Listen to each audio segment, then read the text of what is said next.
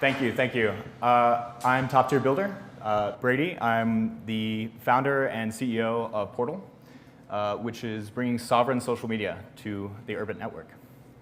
So let's start with showing you a little bit about what Portal is. So if you could switch to my screen.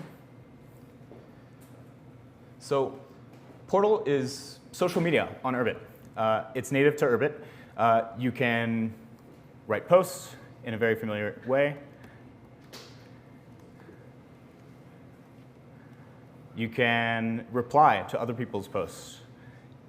You can leave likes and comments, and all the standard features that you would expect to find in a social media site.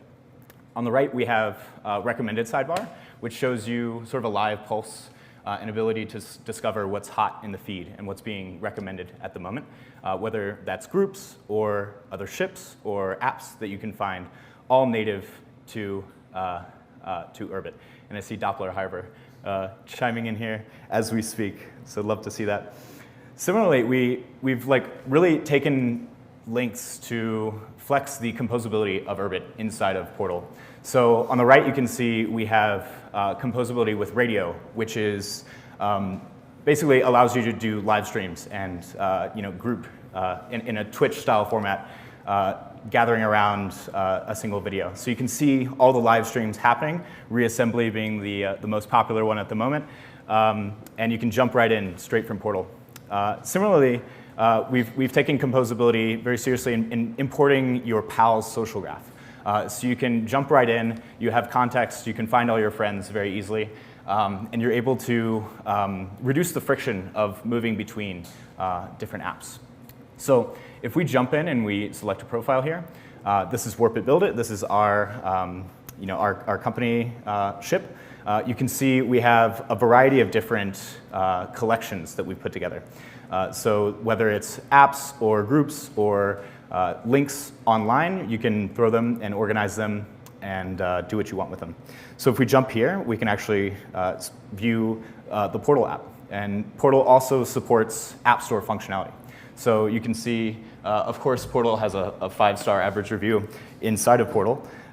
It wouldn't happen any other way. But you can leave a review of the apps that you've used. And you can even charge payments for your apps and gate downloads all on ETH. So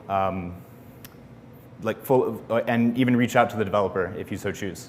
So full functionality for being able to use Portal as an app store. Similarly, even more posts. Similarly, we can jump in. Seth, do you have your ETH address uploaded by chance? Uploaded. Tough. Well, there goes your potential tip that we could give you. But released earlier this week, you can now tip anyone in Portal that uploads their ETH address. So Badass Tacen here is one of the longtime users of Portal. So we'll jump in if it loads, and we can leave him a tip. I swear this worked 20 minutes ago. Demo curse. Say again? Demo curse. Yeah, demo curse. There it is. So we can give him a tip, a measly 0.001 tip.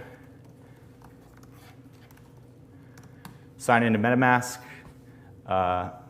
and send him a tip, completely peer-to-peer over ETH. Ta-da. Yeah. So you can now become your own digital patron saint and shape the media and the content that you want to see in your own image, all in a peer-to-peer fashion. So that's a little bit of what Portal's about, and you can switch back to the slides at this point. Thank you. So in building out this social media experience, we butted up against a lot of the same problems that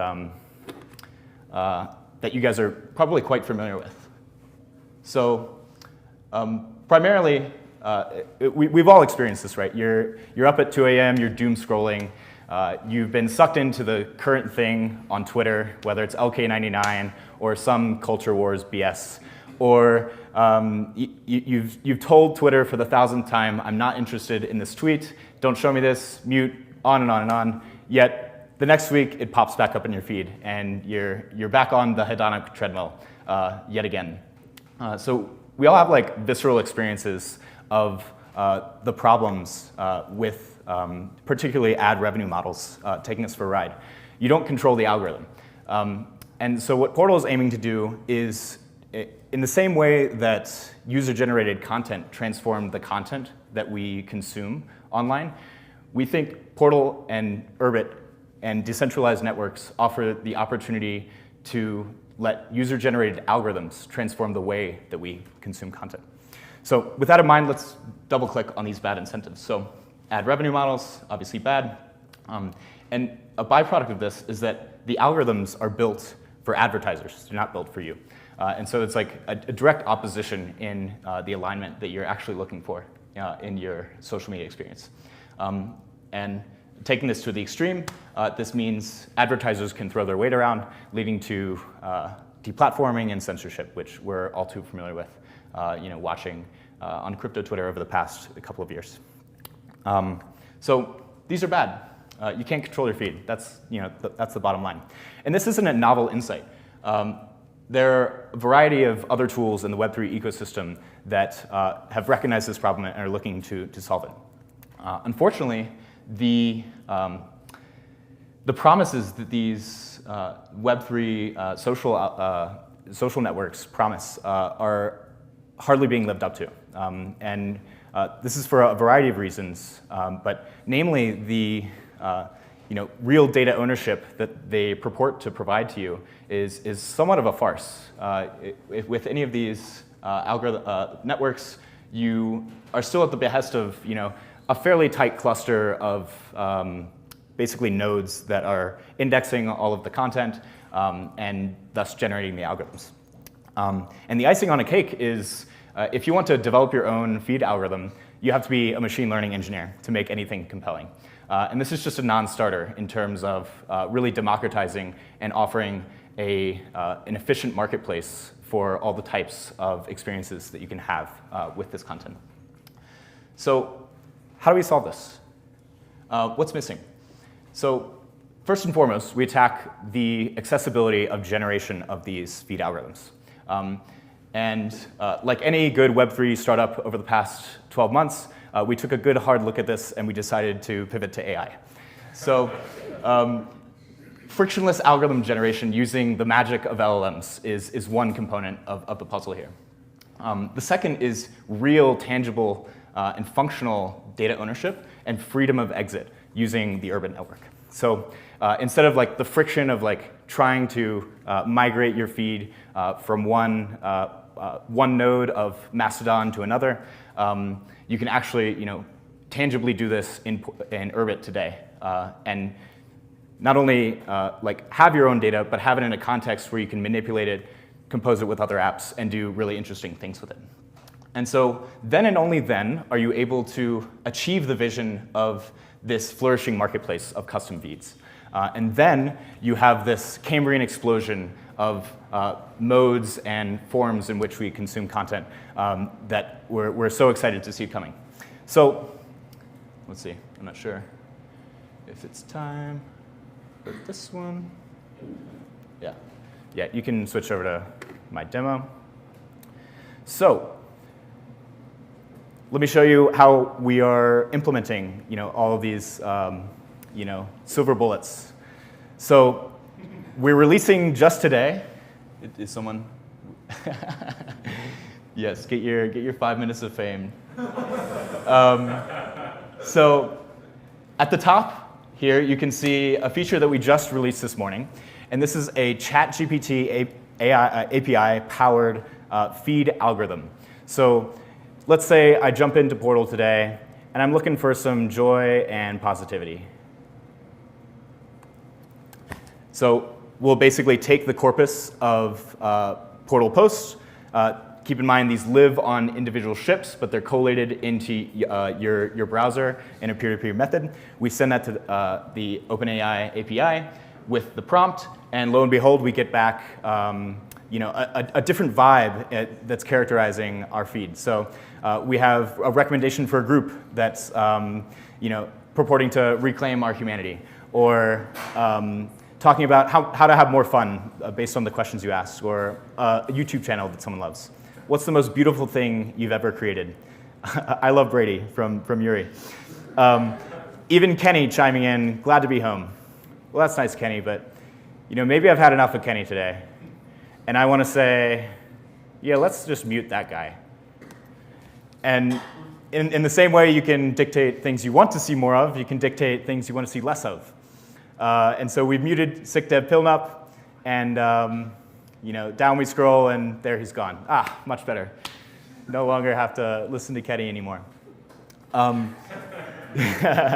Similarly, we can say maybe we want to see more about tech or programming or what have you, and characterize our feed in that direction. And the feed will morph into be talking more about Hoon or Hoon School Live or rubber duck debugging in order to give you the experience that you're really looking for. So this is all well and good, and this is interesting kind of semantic search that we basically implemented here. But and you can imagine sort of extrapolating this and having more of a dialogue with your feed algorithm.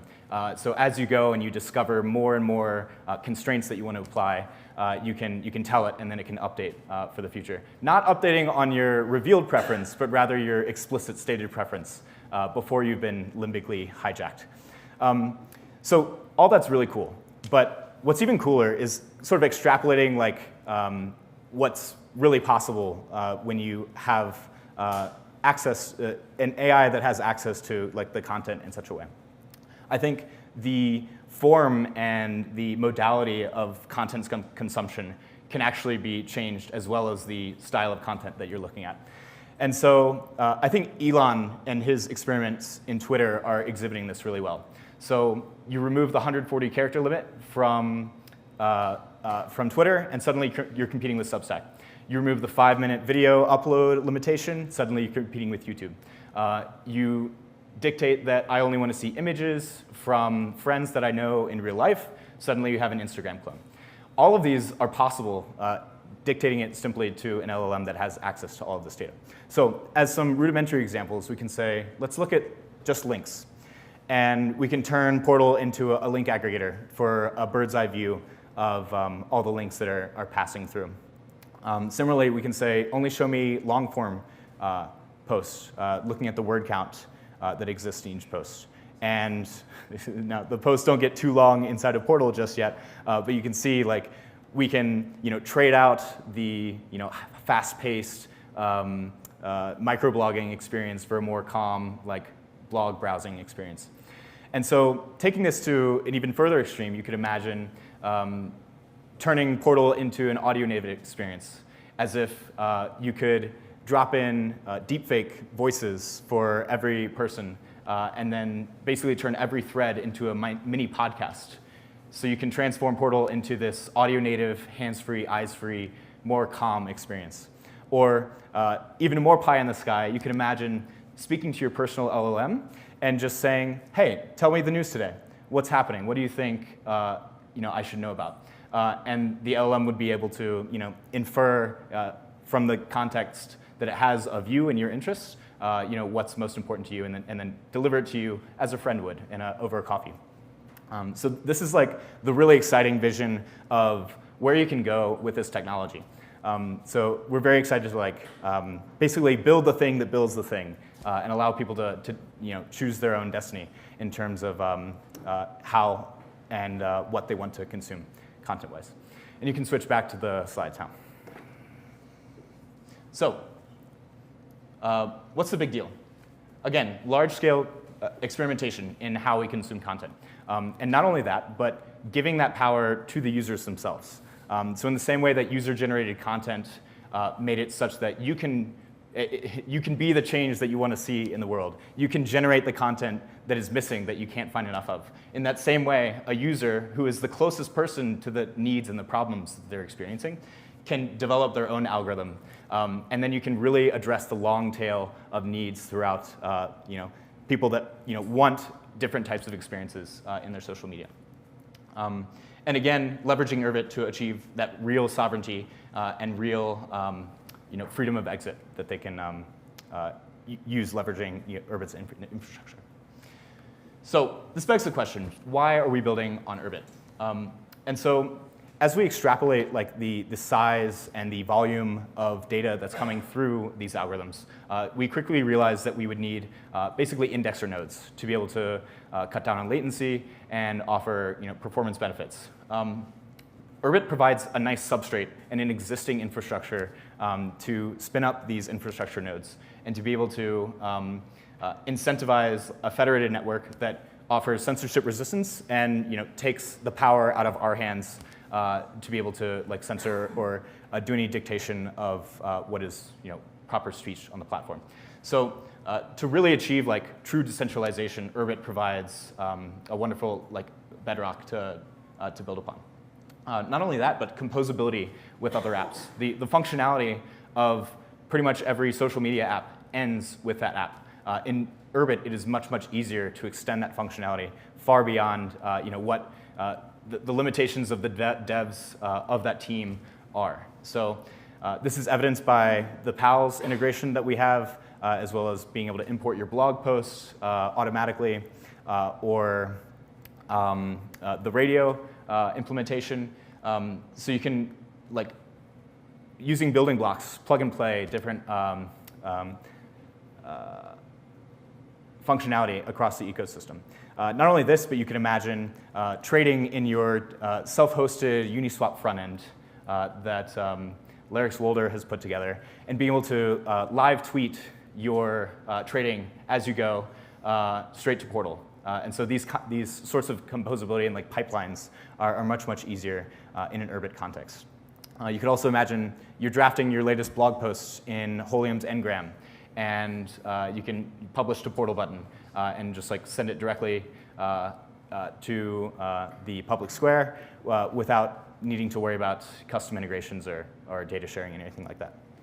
And so finally, the long-term vision here is that the centralization around the user offers unique advantages for personalized AI in Urbit. One frame that was really useful for me in grokking Urbit was that Web 2 and SaaS centralizes data around the company. But on Urbit, and with any personal server technology, you're able to centralize the data around the user for the very first time.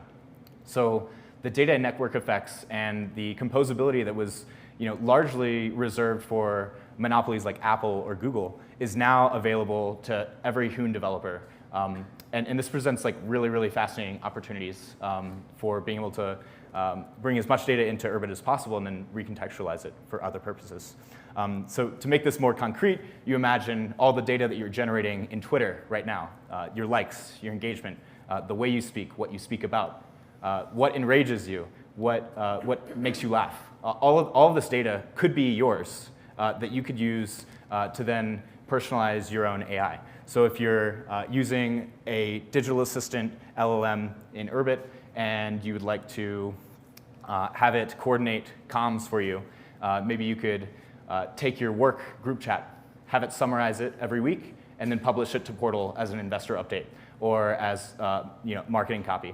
You could similarly have a personal assistant that's able to dictate comms for you, handle meetings, set up all these things. And because it has the context of your calendar and your interests and your docs, then it's able to make really, really intelligent decisions on your behalf. So this is really exciting opportunities to take personalized LLMs to the next level inside of Urbit in a privacy-preserving way. So what's next for us? Clearly, the demo we showed today was a little bit bare bones. We've got a long way to go to make this a really compelling feed algorithm that you're going to come back to and is going to be engaging enough, yet freeing enough for you to really enjoy the experience of. Saving and sharing feeds, again, is a critical part of this. So you can jump into your friends' feeds and put on your goggles, the rose-colored goggles of your pals every now and then. Groups aggregation to be able to seed Portal with much more data so that those algorithms are actually being put to good use. A Web 2 mirror so that people outside of Urbit can see all the lovely schizo posting that we have going on in here and get sucked in that way. And then finally, support for local LLMs, so we can achieve some of that grander vision that we laid out earlier. So we hope you'll join us in letting 1,000 algos bloom. Thank you.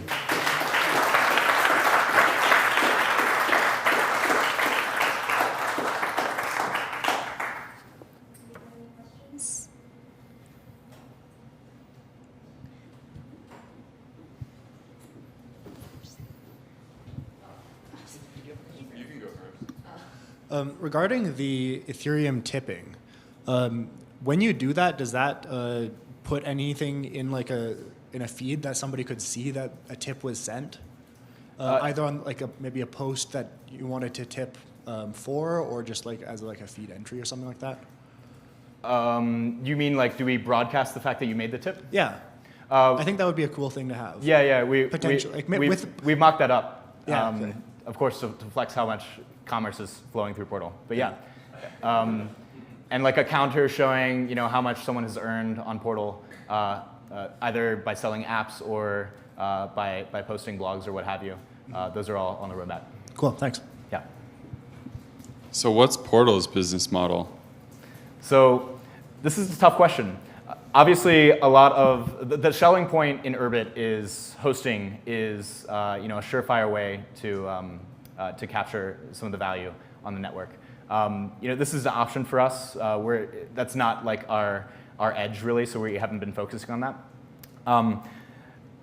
Basically, like a way around the bad incentives of ad revenue models is having this fixed cost. So you can earn the same amount basically through subscription fees, right? And you can decouple the fact that engagement time is generally proportional to ad revenue for a company. So subscription revenue for creators or people generating feeds, that way they are incentivized to build and maintain high quality feeds for people, and then potentially taking a cut of that. There's, tokenization is another route to be able to remain credibly neutral and not tax along the way and still promote early adoption and growth of the network. And yeah, as much as we hate on ads, ads have done wonders for the free distribution of information on the internet, and ads are also another way to attack this problem. And notably, when you have freedom of exit and you can voluntarily choose another feed, the ad incentive issue becomes much less prevalent. So.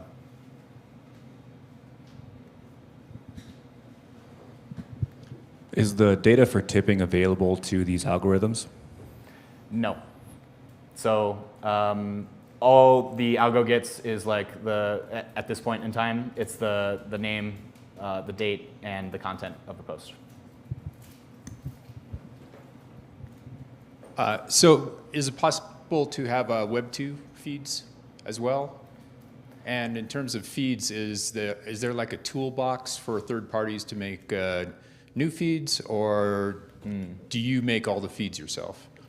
So currently, there's no saved feeds. You show up and you create your own feed right there if you don't like the default chronological feed. Obviously, this is going to change in the future. But the intent is for anyone to jump in and be able to generate their own feed using a rule set that they provide to AI. I think your previous question was Web 2 integrations. Yeah. We've been experimenting with Farcaster and Blue Sky.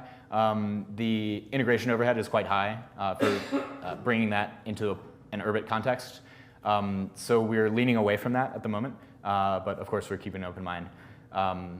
Yeah, currently it's going to be Urbit native. Okay. So for instance, I'd like to be able to include like newsletter feeds, email newsletters, things like that. Sure. With our given roadmap of groups aggregation, you could pipe that into a group potentially, and then use that to accomplish what you're looking to do without any special help from us. But yeah, all interesting opportunities. Mm-hmm. It's just so much easier to remain in an Urbit context.